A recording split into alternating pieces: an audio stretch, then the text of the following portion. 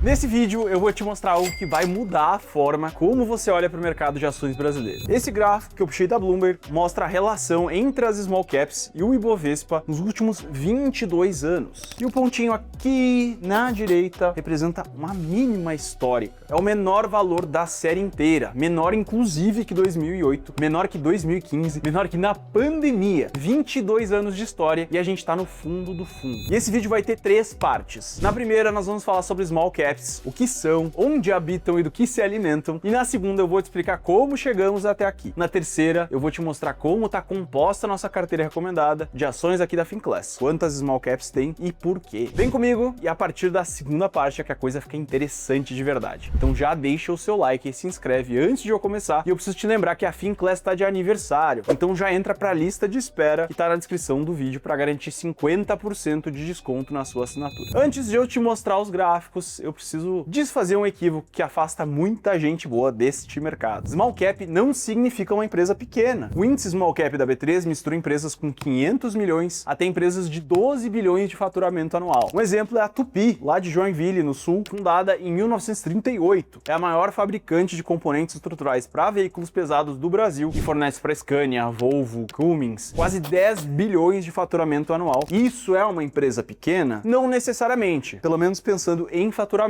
Quando eu falo de small caps baratas, eu não estou me referindo a uma startup arriscada. Eu estou falando de algumas empresas com dezenas de décadas de história, que podem ser líderes nos seus segmentos e algumas gerando muito caixa que o mercado simplesmente parou de olhar. E por que ele parou de olhar? Porque a bolsa brasileira inteira representa menos de 1% do mercado global de ações. O investidor estrangeiro grande, quando quer ter exposição ao Brasil, ele vai comprar uma Petrobras, uma Vale, um Banco do Brasil, um Itaú ou um ETF de Ibovespa que tem exatamente essas mesmas posições. E as small caps ficam completamente fora do radar. Não porque elas são ruins, mas porque ninguém tá olhando. E se esse tipo de análise faz sentido para você, deixa o like e assim o YouTube aprende a te recomendar mais conteúdo nessa linha. E olha esse gráfico aqui. Ele mostra a razão entre o Ibovespa e o Small. O que é isso basicamente? Você pega o índice Small, SMLL, e você divide pelo Ibov. E aí você avalia a relação entre os dois. E olha como ela vem caindo nos últimos 5 anos, para um ponto que a gente está em 0,01. A média histórica é 0,02, então ele está consideravelmente abaixo desta média. Isso significa que as menores ficaram bem para trás desse rally da bolsa que nós vimos em 2025 e continuou agora em 2026. Até março, o Ibov tinha subido cerca de 14%. Pensa que isso é quase um ano de CDI em 3 meses. Mas se nós ampliarmos essa janela, olhando no horizonte mais extenso, será que a história é a mesma? Desde a criação do índice Small em 2005, nós tivemos altos e baixos. De 2005 até a crise de 2008, nós tivemos um desempenho ruim das small caps. Para então, um desempenho estelar até meados de 2013, 2014, quando ele começa a cair e nunca mais recupera aquele topo histórico anterior. Ele chega aqui a ensaiar uma recuperação pós-impeachment, aqui com o juro reduzindo e tudo mais, e aí desde então só ladeira abaixo. O Ibov performou muito melhor nesse período. E isso tem nome e sobrenome: desconto brutal da Silva.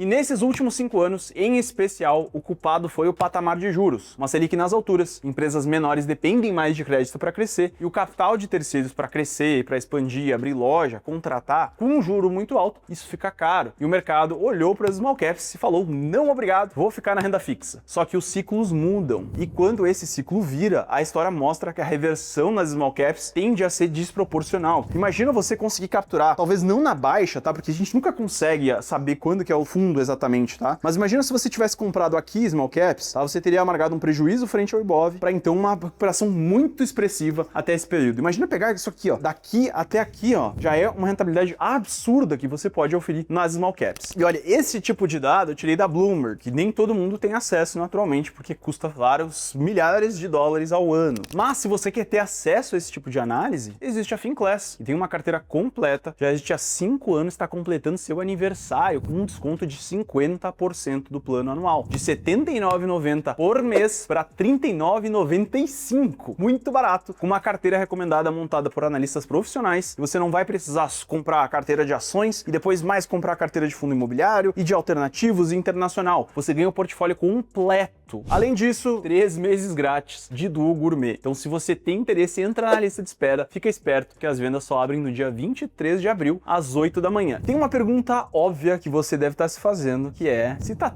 tão barato, por que ainda não subiu? A resposta ela passa para entender como funciona o fluxo de capital na Bolsa Brasileira. Nos últimos anos, a indústria de fundos de ações local perdeu mais de 100 bilhões em resgates. E quando um fundo ele sofre resgate, ele tem uma preocupação com o que ele vai vender. Essas empresas de menor capitalização, quando você é um investidor muito grande e vende, desova as ações, o preço cai vertiginosamente. Então elas acabam nem focando tanto nesses negócios e comprando mais aquelas obviedades da Bolsa, que é o Banco do Brasil, Itaú, Petrobras, Vale, que você está cansado de ouvir, e esquece dessas gemas que compõem o índice Small. E ao mesmo tempo, com uma Selic de 15%, a renda fixa paga mais de 1% com o menor risco da economia brasileira. O custo de oportunidade de estar posicionado em ações ficou absurdamente alto. E o investidor pessoa física olha para isso e pensa, por que eu vou sofrer tanta volatilidade se eu posso ganhar 1% ao mês no CDI? E aí ele acaba vendendo essas small caps, não porque a empresa piorou, mas porque o incentivo mudou. E tem um terceiro fator que pouca gente menciona, a cobertura de analistas como eu. As grandes corretoras reduziram o time de research nos últimos anos, assim como as gestoras, que perderam muito fluxo e não têm mais capital para reter esses excelentes profissionais. Com menos analistas cobrindo small caps, nós temos menos relatórios, menos visibilidade, menos fluxo de compra institucional e também do investidor pessoa física. Então a empresa ela pode estar entregando resultados excelentes, mas se ninguém escreve sobre ela, ninguém analisa, o mercado simplesmente não reprecifica num patamar adequado. E então não é que o mercado erra no sentido ingênuo, é que existem forças como resgates forçados, custo de oportunidade da renda fixa e o colapso da cobertura que empurram os preços para baixo, independentemente dos fundamentos. E essas forças são temporárias. Eventualmente esse ciclo vai virar. E quando isso acontecer, elas se invertem com uma intensidade similar. O problema é que aproveitar essa janela é neurologicamente difícil. Uma perda financeira ativa no cérebro humano as mesmas regiões de uma dor física. O Mike Tyson tinha razão quando ele disse que todo mundo tem um plano até tomar um soco na cara. No mercado financeiro, todo mundo é investidor de longo prazo até tomar uma derretida nas ações da carteira. Por isso, a maior parte das pessoas vende exatamente na hora errada. E quem tem disciplina para aguentar é quem captura o retorno. Mas dado esse cenário, como que eu tenho posicionado a carteira de ações aqui da Finclass? Antes disso, eu vou te mostrar o que é a definição de uma small cap, uma blue chip e as faixas intermediárias. E vale ressaltar que isso é subjetivo. Cada casa tem a sua definição e essa aqui é a nossa na Finclass. Primeiro, vem as microcaps. As microcaps, elas têm aí menos de 2 bilhões de valor de mercado. Então são empresas que são grandes naturalmente, dada a economia brasileira, mas para a bolsa elas são minúsculas. Então tem uma empresa aí com, sei lá, 800 milhões de valor de mercado, ela é pequeníssima. Depois delas vem as small caps, que na minha definição